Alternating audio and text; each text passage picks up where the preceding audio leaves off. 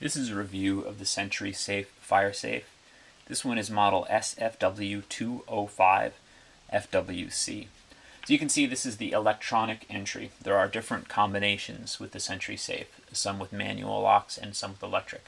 This model has only an electric lock. As you'll see back here, there's a little hatch that enters the 4 required AAA batteries. Easy to install. I'm actually using rechargeables. That should be fine. Nothing's going to happen to the safe if the batteries die. You can simply replace them when that happens. At this point I have the safe closed. I'm now going to open it.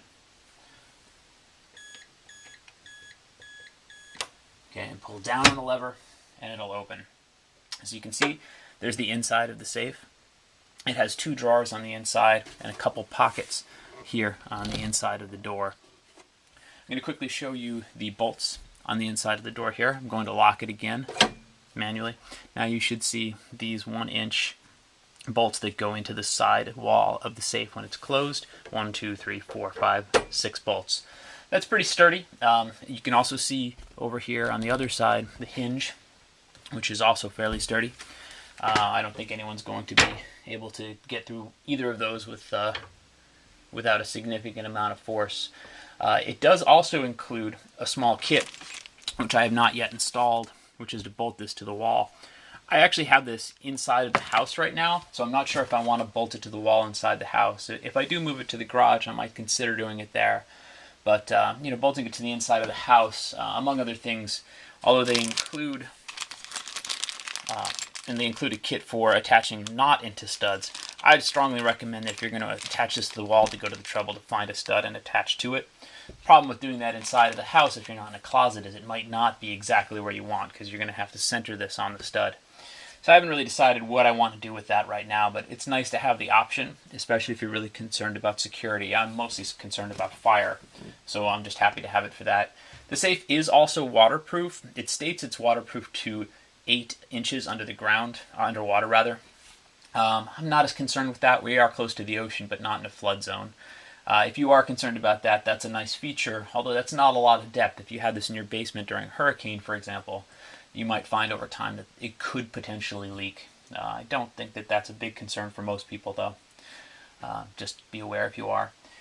Also, one thing to note with this safe, make sure you fill out your warranty card. The safe does come with insurance, but the insurance only is activated by sending the card in. Different models have different coverage. Online they claimed a $200,000 limit.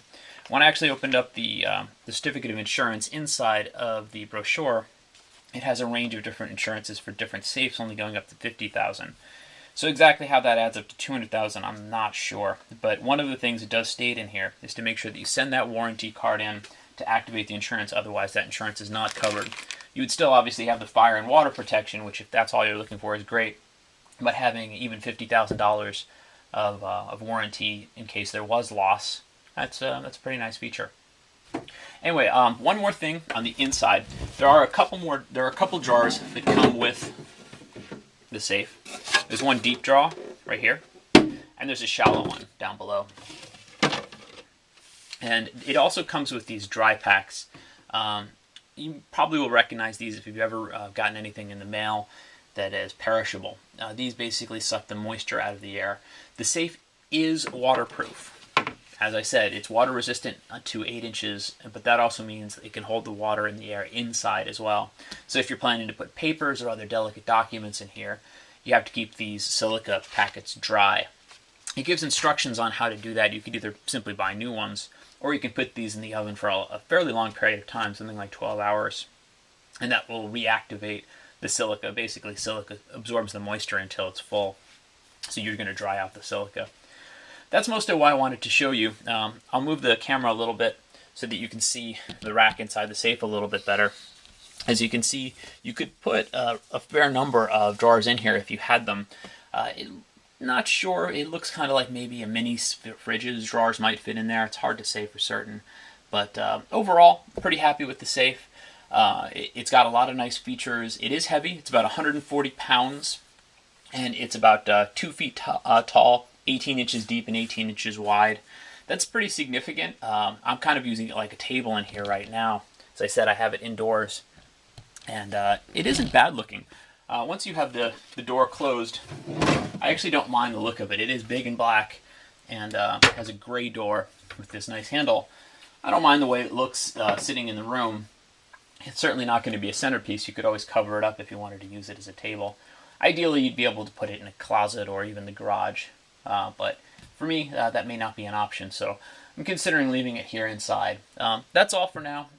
Again, pretty nice features. 4 AAA batteries, keep that in mind. It is waterproof, so you have to use silica packets to keep it dry inside. But very sturdy, very thick bolts here on the door, and a very nice hinge. That's all for now. Anyway, I hope you consider the safe. I think it's a very good and well-made safe, and would do the job. Thank you.